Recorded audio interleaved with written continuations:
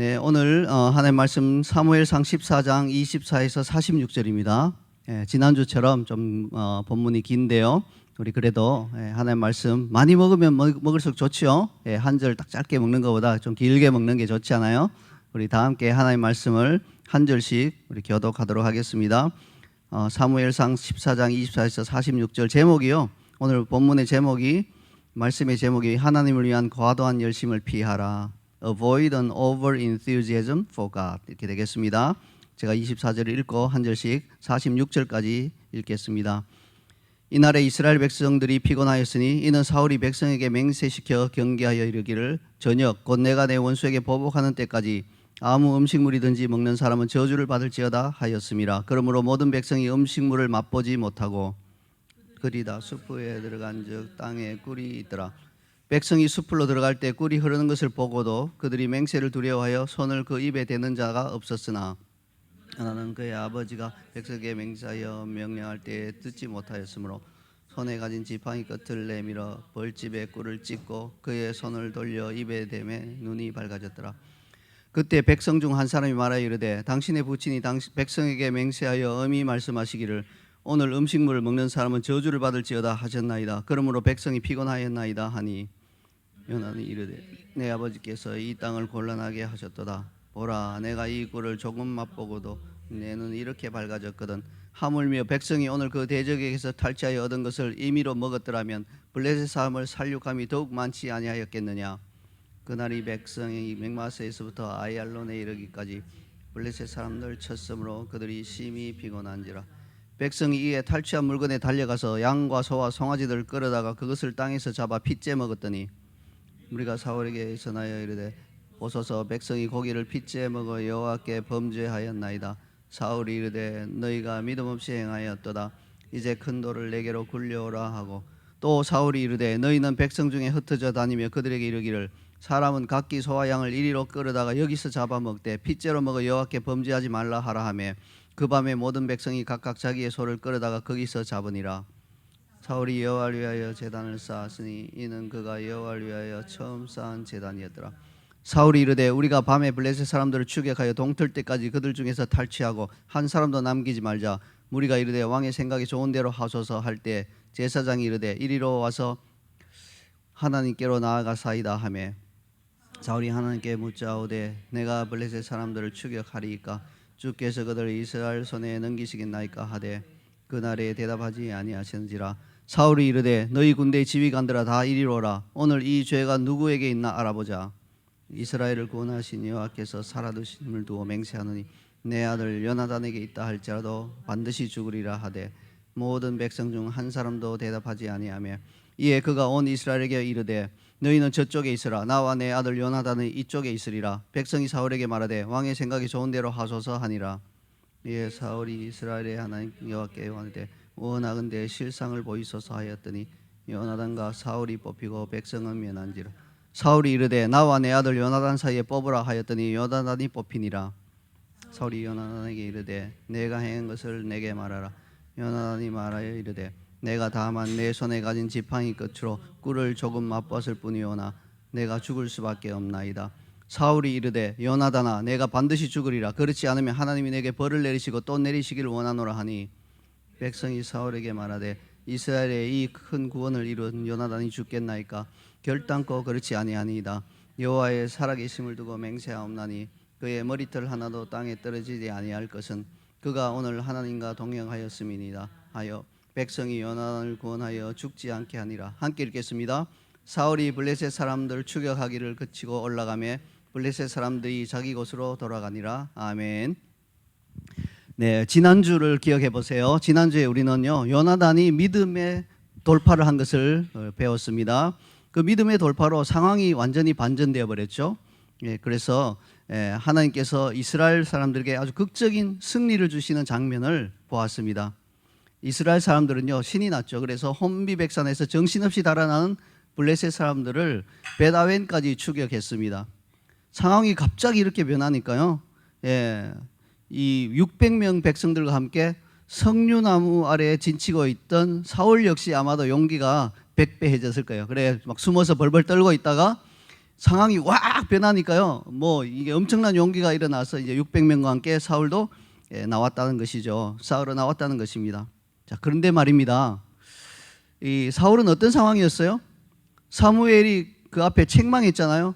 왕이 망령되이 행했도다 이렇게 하면서 왜 마음대로 번제를 드립니까 하면서 굉장히 큰 책망을 받았어요. 그래서 풀이 죽어 있던 상황이었는데 갑자기 상황이 자기에게 유리하게 돌아가는 것을 보니까 다소 과도하게 흥분한 것 같아요. 하나님께서 지금 역사하시는 그 주된 목적이 뭡니까? 요나단의 믿음의 돌파를 보시고 하나님께서 지금 역사하시는 거잖아요. 근데 사울은 그것을 아마 이렇게 해석한 것 같아요. 아, 하나님이 나를 용서하셨구나. 하나님이 나에게 은혜를 베푸시고 있는 것이구나. 그래서 책망받아서 풀이 죽었던 마음이 이렇게 사라지면서 좀 과도하게 흥분이 된 것 같아요. 그래서 하나님을 위한답시고 좀 무리한 맹세를 하게 돼요. 24절을 함께 읽어볼까요? 사울이 어떤 맹세를 하는지 읽어보겠습니다. 시작. 이날에 이스라엘 백성들이 피곤하였으니 이는 사울이 백성에게 맹세시켜 경계하여 이르되 곧 내가 내 원수에게 보복하는 때까지 아무 음식물이든지 먹는 사람은 저주를 받을지어다 하였음이라. 그러므로 모든 백성이 음식물을 맛보지 못하고. 그럼 사울이 맹세한 내용만 보면 딱히 큰 문제가 있는 건 아니죠. 하나님을 위해 금식을 선포하는 것처럼 들리기 때문에 그래요. 그렇잖아요. 하나님을 위해서 우리 금식하자. 뭐 괜찮은 것입니다. 한 가지 아쉬운 점이 있다면요. 내가 내 원수에게 보복하는 때까지 이렇게 표현한 정도라고나 할까요? 차라리 뭐 하나님의 원수에게 보복하는 때까지 혹은 우리 원수들에게 보복하는 때까지 뭐 이런 정도로 표현했다면 훨씬 나았을 것입니다. 근데 사울은 내 원수 이렇게 표현했어요. 이렇게 내 원수라고 표현한 이유는 뭘까요? 지금까지 뭐 적들한테 눌려서 꼼짝 못하고 있다가 상황이 딱 반전되니까 이제 막 그 왕의 채통이 그동안 말이 아니었잖아요. 막 적이 쳐들어왔는데 맞서서 싸우지도 못하고 석류나무 밑에서 블레셋 사람들 그것을 구멍이라고 표현해서 구멍. 구멍 속에 들어가서 숨어 있는 이 손상된 왕의 채통 때문에 내 원수들 이제 이렇게 아마 표현했을 것 같아요. 자, 그런데 뭐 그게 큰 문제는 아니죠. 정작 문제는 뭡니까? 맹세의 내용이 아니라 맹세의 타이밍이었습니다. 과연 지금 이 금식을 선포하고 그것을 어기는 자는 저주를 받을 것이라는 맹세를 할 적절한 타이밍인가 하는 것입니다. 사실은 아니죠. 지금 전쟁이 한창 진행 중이고 모든 백성이 온 힘을 다해서 적들을 추격하고 있는데 그 누구도 하루 종일 아무것도 먹지 못하게 하는 것은 무리한 행동이죠. 전쟁에 직접 참여하고 있지 않은 그런 왕인 자기만 금식하면 되지 왜 전쟁 중인 백성들까지 힘들게 만듭니까? 그렇죠. 우리가 그 어떤 저도 이제 선교단체에 있다 보니까 막 굉장히 나가서 전도하는 그런 집회를 많이 했어요. 오전 내내 강의를 듣고 오후에는 나가서 막 동네방네 다니면서 아이들 전도하고 이렇게 하는데요. 그런 집회를 할 때는 절대 금식 못하게 해요. 금식은 좀 집에서 조용히 하면 되지. 막 그때 와서 3박 4일 동안 금식해버리면요. 힘이 없어서 사람이 육체를 가진 존재인지라 힘이 없어서 전도해서 애들 만나야 되는데 얘들아 이리 와 이렇게 하면 애들이 안 와요. 씩씩하게 다니면서 막 야 얘들아 이리 와 이렇게 해야 되는데 그게 안 되니까 우리는 절대 금식 못하게 각 조장들에게 잘 단속시켜요. 그 여기 와서 쓸데없이 너무 과도하게 막 열심을 해서 3박 4일 동안 금식하면서 전도하라 이런 분 절대 없어야 된다고 무조건 금식 못하도록 시키라고 그렇게 하고 훈련을 진행하거든요. 여러분 전도만 해도 이런데 전쟁입니다. 전쟁 가운데 하루 종일 금식하라 이렇게 해버리면 타이밍이 맞지 않는 것이죠. 오죽하면 왕의 최측근이자 아들인 요나단이 아버지 맹세가 좀 잘못된 것이 아닌가 하고 이렇게 애둘러서 말했어요. 29절과 30절을 함께 읽겠습니다. 시작. 내 아버지께서 이 땅을 곤란하게 하셨도다. 보라 내가 이 꿀을 조금을 맛보고도 내 눈이 이렇게 밝아졌거든. 하물며 백성이 오늘 그 대적에게서 탈취하여 얻은 것을 임의로 먹었더라면 블레셋 사람들을 살육함이 더욱 많지 아니하였겠느냐. 네, 그렇죠. 아들이 웬만하면 아버지가 하는 일에 이렇게 뭐 이제 반대하거나 뭐 이렇게 하지 않아요. 그런데 요나단은 아이고 우리 아버지가 좀 백성들 곤란하게 하셨네 이렇게 부하들한테 자기도 모르게 이렇게 말할 정도로 상황이 별로 안 좋았던 거예요. 그리고 전쟁할 때 식량을 다 지고 가서 싸우는 군대가 없어요. 그때 당시는 그래요. 예, 적들을 쳐서 이기면 적들도 뭐 먹으려고 식량을 뒀을 거 아니에요. 예, 그걸 어떻게 할 수가 없잖아요. 예, 뭐 지니까 막 이거 안 뺏게 하지 않아서 빨리 먹어버리자 이럴 수가 없잖아요. 그냥 적들을 다 물리치면 그 식량이 고스란히 남아 있으니까 그걸 탈취해서 먹으면 되는 거예요. 근데 그걸 눈에 보고도 못 먹으니까 아 이거 좀 곤란하다 이렇게 요나단이 말한 거예요. 여러분 이것이 이스라엘 사람들의 그 상황이었는데 이제 사울이 이렇게 과도하게 열심을 내서 이렇게 맹세한 이런 것들이 그렇게 좋아 보이는 모습이 아니잖아요. 이 모습이 바로 속사람이 어려서 신앙의 기복이 심한 좀 어린 그리스도인들의 특징이에요. 그 사람들은요 상황이 어려울 때는요 쉽게 의기소침해져요. 여러분 가운데 혹시 상황이 어려운 이렇게 어려운 일이 딱 닥쳤을 때 갑자기 뭔가 나에게 좀 힘든 일이 딱 닥쳤을 때 재정이든지 뭐 어떤 상황이든지 딱 어려운 일이 딱 닥쳤을 때 불이 팍 죽어버리고 의기소침하고 구멍에 들어가서 이렇게 벌벌 떨고 있고 어떻게 하지 하고 막 자기 생각만 하고 있고 이런 사람들은 아직 어린 사람들이에요. 신앙이 상황이 닥쳤을 때 하나님을 믿고 나아가야 되는데 믿음의 돌파를 해야 되는데 그런 생각하지 못하고 이렇게 풀이 죽어버리면 좀 아직 어린 사람들이죠. 근데 이제 또 이런 분들의 특징은 뭡니까? 상황이 조금 좋아지면요 또 과도하게 흥분해요. 막 할렐루야 하고 막 하나님이 나와 함께 하십니다 하고 막 쉽게 끓였다가 쉽게 식는 양은 냄비 같아요. 근데 의기소침할 때 뭐 주변 사람들을 많이 힘들게 하진 않잖아요. 그냥 자기가 그 자기 구멍에 들어가서 괴로워하고 있으니까. 근데 과도하게 흥분할 때는 주변 사람들을 많이 힘들게 할 수 있어요. 특히 어린 그리스도인이 지도자의 위치에 있으면 더 그러하죠. 여기서 지도자라고 하는 것은 뭐 교회나 선교단체 지도자도 해당되지만 가정의 가장, 어머니, 뭐 아버지 혹은 형, 누나, 오빠, 언니 등 밑에 자신의 말에 복종할 수밖에 없는 사람들을 둔 모든 이들을 가리키는 거예요. 이들이 과도하게 흥분하여 하나님을 위한답시고 하는 행동 때문에 많은 문제가 발생하는 것이죠. 자, 여기서 한 가지 좀 짚고 넘어갈 일이 있어요. 자, 이 메시지를 듣는 분들 중에 고개를 끄덕이며 공감한 분들이 있을 겁니다. 근데 그래 내가 하나님을 위한 지나친 열심으로 주변 사람들을 힘들게 했지 이렇게 공감하는 분들은 별로 없을 거예요. 그 정도 공감 능력이면 애초에 과도한 열심을 내지도 않았겠죠. 아마도 지금 공감하는 분들은 이렇게 생각하고 있을 거예요. 그래 내가 바로 그 피해자야. 누구누구가 툭하면 신앙생활에 무리한 것을 자꾸 요구해서 너무 힘들어. 그렇게 공감하고 있을지 모르겠는데 여러분 신앙이 어리거나 신앙이 거의 없는 사람들은요 하나님을 위해 뭔가를 하라고 나에게 말하는 사람을 판단할 능력이 전혀 없어요. 그들에게는 모든 것이 다 과도한 열심이요 무리한 강요처럼 보여요. 그래서 모든 게 다 불만이죠. 그렇지만 나에게는 좀 지나친 일처럼 보여도 사실은 하나님께서 기뻐하시는 권유가 대부분일 거예요. 따라서 오늘 메시지는요 그래도 신앙이 어느 정도 성장한 사람이 하나님을 위해 과도한 열심을 내어 주변 사람들을 힘들게 하는 그런 것을 경계하고자 하는 거지. 오늘 메시지를 통해서 나에게 신앙이 어떤 것도 강조하지 마. 그거 다 과도한 열심이야. 이렇게 말하라고 드리는 메시지는 아닌 것을 기억하시기 바랍니다. 자, 이상의 설명과 함께 우리가 하나님을 위한 과도한 열심으로 잘못된 것을 강요할 때 우리와 함께 있는 우리 주변의 사람들이 어떤 어려움을 겪는지 오늘 본문을 통해서 살펴보도록 하겠습니다. 자, 첫 번째, 무엇보다도 우리의 과도한 열심은 우리와 함께 있는 사람을 피곤하게 만듭니다. 24절과 26절을 함께 읽겠습니다. 시작. 이날에 이스라엘 백성들이 피곤하였으니 이는 사울이 백성에게 맹세시켜 경계하여 이르기를 저녁 곧 내가 내 원수에게 보복하는 때까지 아무 음식물이든지 먹는 사람은 저주를 받을지어다 하였음이라. 그러므로 모든 백성이 음식물을 맛보지 못하고 백성이 숲으로 들어갈 때 꿀이 흐르는 것을 보고도 그들이 맹세를 두려워하여 손을 그 입에 대는 자가 없었으나. 사람이 많이 지치고 피곤할 때 즉각적으로 효과가 있는 것이 뭡니까? 단 것을 먹는 거죠. 흔히 우리는 피곤하게 몸이 이렇게 떨릴 때 당이 떨어졌다 이렇게 표현하죠. 맞는 말이에요. 이때 당을 보충해 주면 몸의 떨림이 멈추고 훨씬 좋아집니다.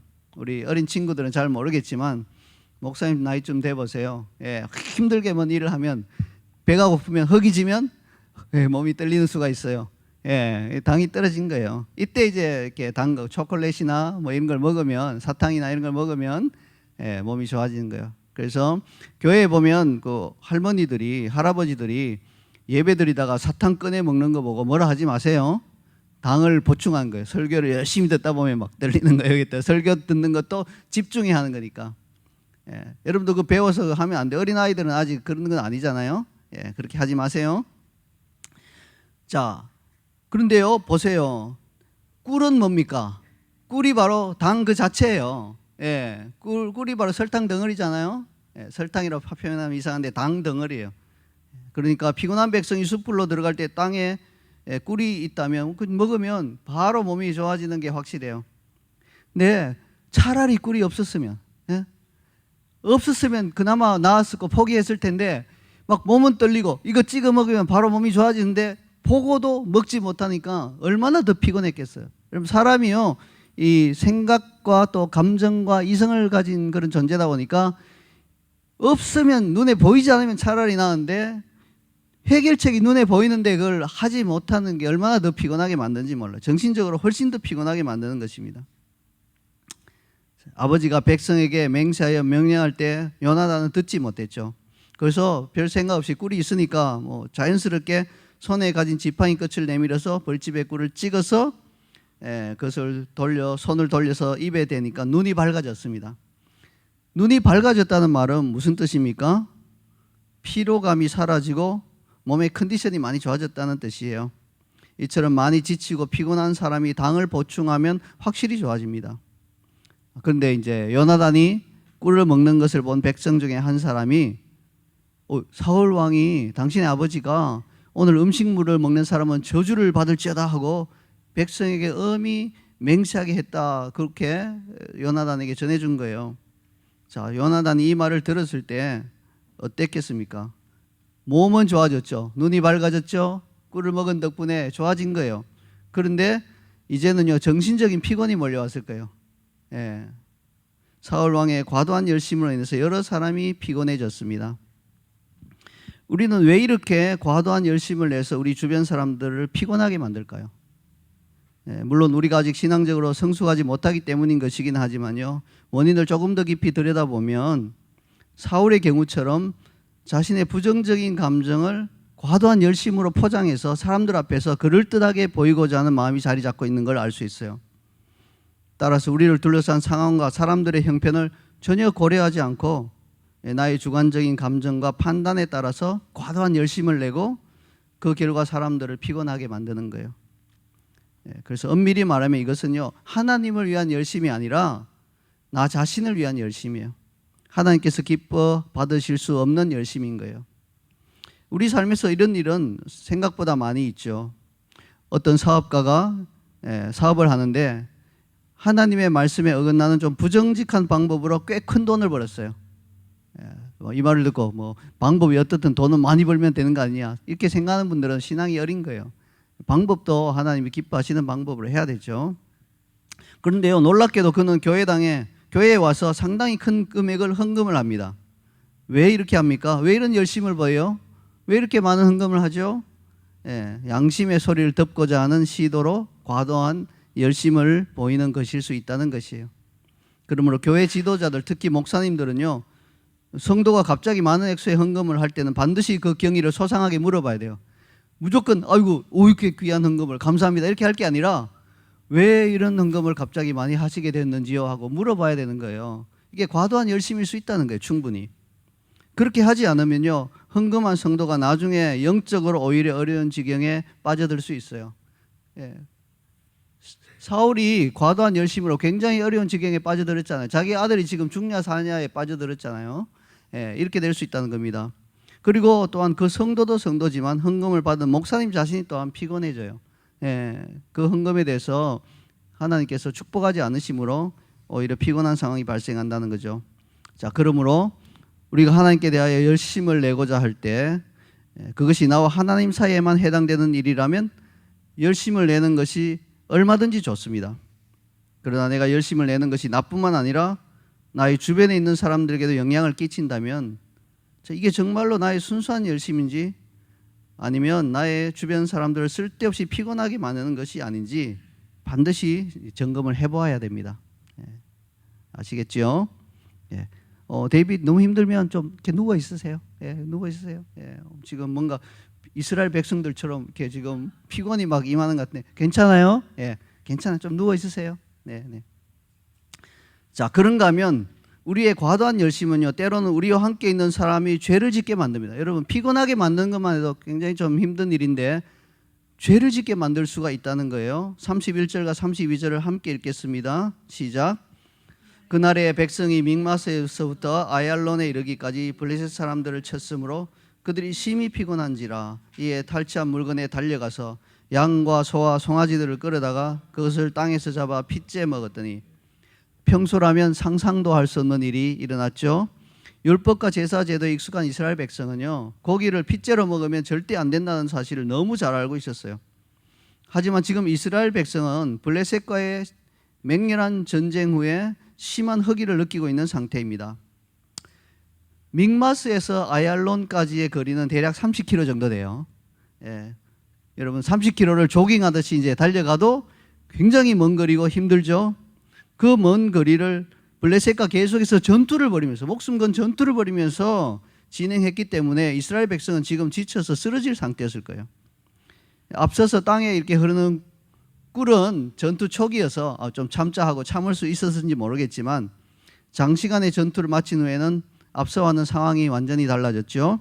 이스라엘 백성은 저주의 맹세고 뭐고 간에 지금 당장 쓰러져 죽을 것 같았기에 눈앞에 있는 탈취한 짐승들을 보자 그만 눈이 뒤집혀져 버리고 만 거예요. 그래서 바로 잡아서 막 피가 있든 말든 그냥 핏째로 먹어버린 것입니다. 사실 사울의 무모한 맹세가 없었다면 백성들이 짐승을 잡아 핏째 먹는 죄는 피할 수 있었을 것이에요.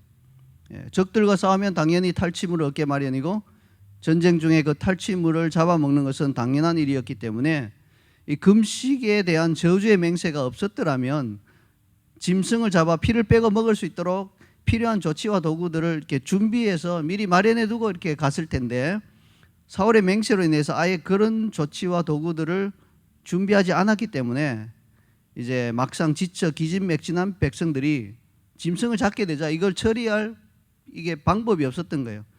그래서 그들은 애따 모르겠다 하고 그냥 핏째 먹어버린 것이에요. 백성들이 짐승을 잡아 핏째 먹는다는 보고를 들은 사울은 부랴부랴 큰 돌을 굴려다가 두고 이제 그 위에서 잡아서 핏째 먹지 말라는 사후 약방문이죠. 다 이런 벌어졌는데 뒤늦게 이제 조치를 취했지만 이미 물은 엎질러졌고 백성들은 여호와 앞에서 범죄하고 말았습니다. 우리가 하나님을 위해 열심을 내는 것은 좋은 일이에요. 그러나 타락한 우리 혼의 감정과 판단으로부터 나온 과도한 열심이 다른 사람들로 하여금 죄를 짓게 한다면 매우 끔찍한 일일 것입니다. 제가 한국에서 신대원을 다닐 때 좀 마음이 아팠던 게 있어요. 그 뭐냐면요, 매일 오후 늦게 채플을 하는데요, 그 신대원 학생들에게 채플은 의무였죠. 한 해에 일정 회수 이상 결석하면 이게 이제 진급에도 문제가 되고 진학에도 문제가 되고 졸업에도 문제가 되는 거예요. 그런데 2,500명이나 되는 신학생들을 대상으로 일일이 출석을 부를 수가 없었기 때문에 채플실 들어가는 여러 문이 있는데 그 문 앞에 각각 카드 인식기를 설치해뒀어요. 그래서 들어갈 때 딱 카드를 찍고 들어가고 나올 때 카드를 찍고 나온 거예요. 그러면 언제 들어왔고 언제 나가는지 또 결석했는지를 정확하게 아는 거죠. 우리 신학생들끼리 들어가면서 이렇게 농담했어요. 먼저 카드기에 경배하고 들어간다. 이게 뭐 합당한 일인가 뭐 이렇게 이제 농담을 많이 한 거예요. 근데 뭐 양심에 맡겨두면 그게 양심대로 안 하는 분들이 많으니까 이제 어쩔 수 없이 이렇게 설치는 한 것 같은데 신학교에서 이렇게 하는 게 좀 마음이 아팠다는 거예요. 그런데 문제가 뭡니까? 신학생들 가운데 친구들에게 자신의 키를 맡기고 체프를 불참하는 일이 종종 있었다는 거예요. 아니 안 가면 안 가는 거지. 자기 키를 친구한테 맡기고 이제 2개를 갖고 가는 거예요. 그러니까 이게 맡은 친구도 여러분 얼마나 괴롭겠어요. 키를 하나만 이렇게 하고 경배하고 들어가야 돼. 경배는 아니죠. 하나만 이렇게 하고 들어가야 되는데 주위에 일단 눈치를 봐야 돼요. 하나를 끊고 재빨리 또 하나를 이제 끊는 거예요. 그래서 2개 끄면 이제 옆에서 보면 좀 알잖아요. 저 2개를 끊네. 그래서 뭐 어떤 친구들은요, 끊고는 재빨리 그 바꾸면서 왜 이렇게 잘 인식이 안 되지 하고 또 끊는 거예요. 그러면 손 기술이 좋아야 되겠죠. 착 빨리 바꿔야지. 이거 옆에 친구들이 모르잖아요. 옆에 혹시 교수님이나 이렇게 계시면 여러분 얼마나 슬픈 장면이에요. 이 죄를 짓는 거잖아요. 그걸 맡기고 간 친구도 죄 짓는 거고요. 그 옆에 그걸 도와주는 친구도 그들은 정이 뭔지 그렇게 정에 이끌려서 죄를 짓는 거예요. 처음부터 카드 인식기를 두지 않았더라면 좋았을 것을 카드 인식기를 설치해서 채플 출석을 강제하니 그만 신학생들이 죄를 짓는 선택을 하게 된 것입니다. 지금은 안 그래요. 지금은 기술이 발달해서 지문 인식기를 설치했어요. 그래서 지문 딱 하고 이제 가는 거예요.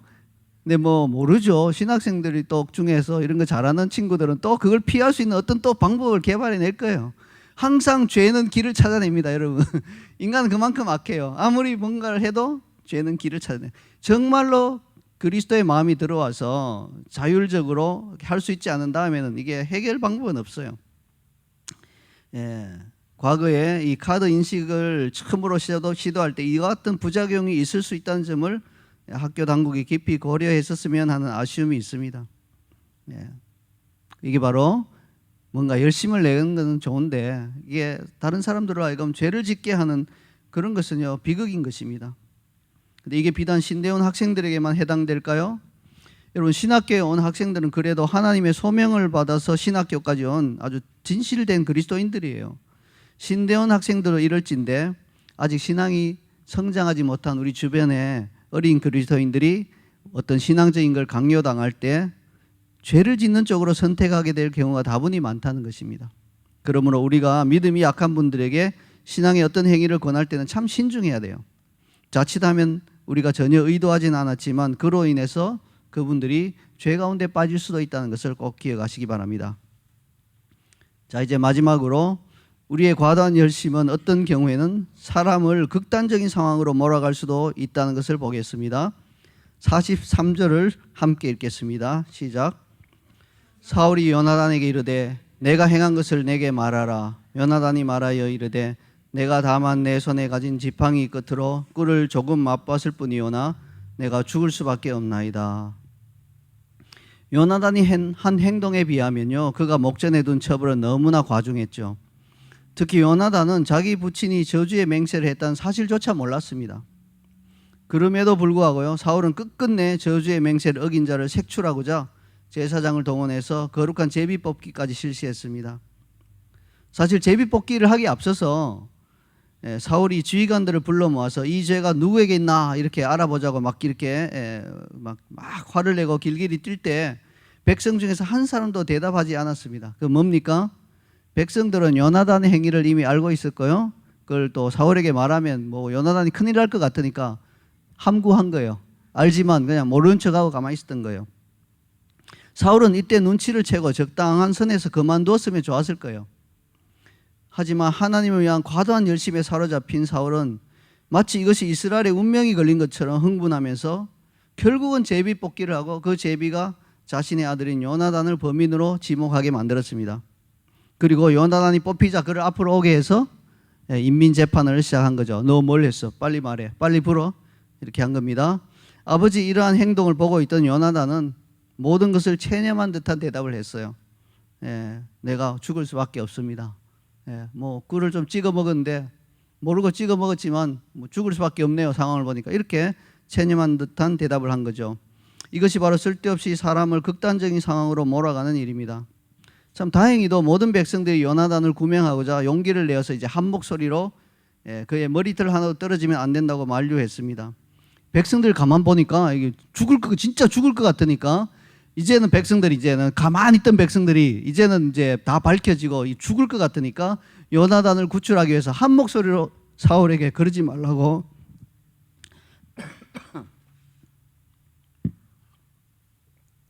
그렇게 하지 말라고 말린 것이죠. 만일 백성들이 목소리를 내지 않았다면 어떻게 됐을까요? 사울은 그대로 자신의 아들인 요나단을 처형했을 겁니다. 체면 때문에, 채통 때문에, 과도한 열심 때문에. 이 얼마나 어리석은 열심입니까? 안타깝게도 이런 일은 그리스도인 가정에서도 일어날 수 있습니다. 과거에 제가 중고등학교 학생이었을 때 대학 입시는 전 국민의 관심사였습니다. 그래서 그리스도인 부모조차도 좋은 대학, 좋은 학과에 합격하여 하나님께 영광을 돌려야 한다, 막 이런 캐치프레이즈를 내걸면서 굉장히 이게 아이들에게 압력을 넣었죠. 예. 혹은 대학에 못 가면 하나님의 영광 가리는 거야, 막 이렇게 해서 압력을 넣었습니다. 그래서 많은 자녀들이 극단적인 상황에 내몰린 것이죠. 자기들이 좋아하는 과, 자기들이 원하는 것이 아니라 부모가 원하는 것에 무조건 가야 한다고 압력이 계속 들어오니까 얼마나 피곤했겠어요. 예. 그래서 극한 상황에 몰린 것입니다. 근데 부모들이 말하는 대학, 좋은 학과는요, 예, 결국 가만히 따져보면요, 사회적으로 인정받고 돈 잘 버는 곳이에요. 예, 그런 곳으로 가라고 하는 거예요. 그래서 제일 그런 데가 이제 뭐 법대, 그죠? 그 다음 의대, 그 다음에 치과하는 치대, 이런 데 가도록 강요하고요. 미대 가려고 하면 막 화를 냈죠. 뭐 미술에서 돈 많이 벌기는 어려우니까. 그러니까 미술에 관심이 있고 미술을 잘하는 그런 아이들은 너무너무 힘들었던 거예요. 그래서 부모의 과도한 열심이 그렇게 아이들을 힘들게 하는 상황이 발생한 것입니다. 이게 이제 지금은 좀 덜해졌죠. 대학 입시 부분이 좀 덜해졌지만 그런 영역이 한두 군데가 아니겠지요. 그래서 신앙이 있는 그런 부모가 자신의 열심으로 뭔가를 강요할 때 우리 주변 사람들은 굉장히 극한 상황에 몰릴 수 있다는 것을 기억하시기 바랍니다. 내가 하나님 위해 열심을 내는 어떤 일이 나의 주변에 있는 믿음이 연약한 지체들을 혹시 극단적인 상황으로 몰아가지 않는지 신중하게 살펴봐야 하겠습니다. 그 일이 나의 성숙하지 못한 감정에서 나온 것이라면 당연히 그와 같은 부작용이 발생할 것이에요. 설령 그것이 순수한 동기에서 나온 선한 것이라 할지라도 그로 인해 영향을 받는 지체들의 영적 상태를 잘 살펴가면서 그들이 극단적인 상황에 몰리지 않도록 너무 과도하지 않게 적절한 선에서 그치는 지혜가 필요할 것입니다. 이제 말씀의 결론을 맺겠습니다. 오늘 사울이 보여준 것과 같은 그 하나님을 위한 과도한 열심은 주변 사람들을 피곤하게 만들고 죄짓게 만들고 때로는 사람을 극한 상황으로 몰아갈 수 있습니다. 이처럼 신앙의 열심으로 포장된 과도한 열심은 나도 힘들게 할 뿐만 아니라 다른 사람들도 힘들게 합니다. 그래서 우리는 자기도 모르게 자기의 미성숙한 신앙의 감정에 휘둘려서 과도한 열심을 위해, 하나님을 위해 그렇게 과도한 열심을 내는 것은 피해야 합니다. 자, 그렇다면 어떻게 해야 나의 열심이 하나님께서 기뻐하시는 좋은 열심인지 혹은 나의 부정적인 감정에 기반한 과도한 열심인지 구별할 수 있을까요? 그 답은 하나님의 마음을 아는 것에 있습니다. 나의 열심을 받아주실 하나님께서 이걸 기뻐하신다면 좋은 열심이지만 하나님께서 기뻐하시지 않는다면 그것은 바람직한 열심이 아닙니다. 자, 그렇다면 어떻게 해야 하나님의 마음을 알 수 있는지 그런 또 다른 질문이 생기겠지요. 그 답은 주님 안에 거하는 데 있습니다. 부부가 한 집에서 계속 함께 살면 그 사람이 무슨 생각하고 있는지 뭘 원하는지 우리 쉽게 알 수 있는 것처럼 우리가 주님 안에 거하면 하나님의 마음을 알 수 있습니다. 그러면 우리는 하나님을 위한답시고 과도한 열심을 내어 주변 사람들을 괴롭히지 않을 수 있습니다. 그럴 때 우리 입술의 모든 말과 우리 마음의 묵상을 주님께서 기쁘게 받으실 것입니다. 자, 우리 다 함께 이 찬양으로 들은 메시지에 대해서 반응하고 결단하며 주님께 우리 마음을 올려드리십시다. 우리 함께 일어나겠습니다. 나의 입술의 모든 말과 이 찬양을 주님께 올려드리겠습니다. 나의 입술의 모든 말과 나의 마음의 묵상 주께 연락되기를 원합니다. 주께 연락되기를 원하네. 생명이 되신 주, 생명이 되신 주, 반석이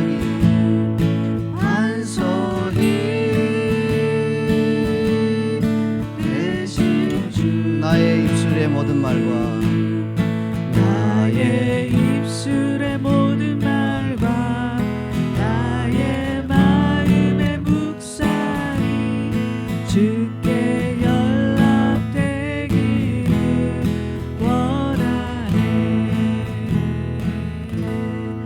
나의 입술의 모든 말과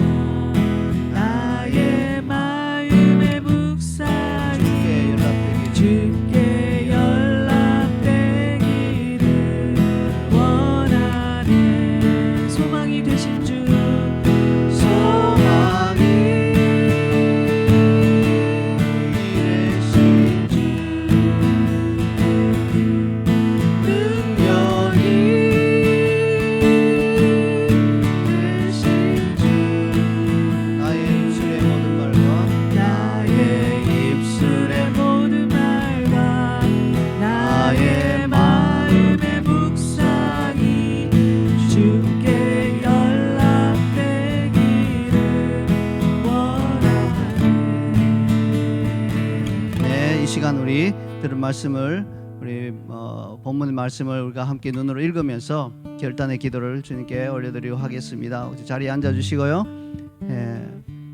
말씀을 우리 함께 보면서 마음의 결단을 주님 앞에 올려드리도록 하겠습니다.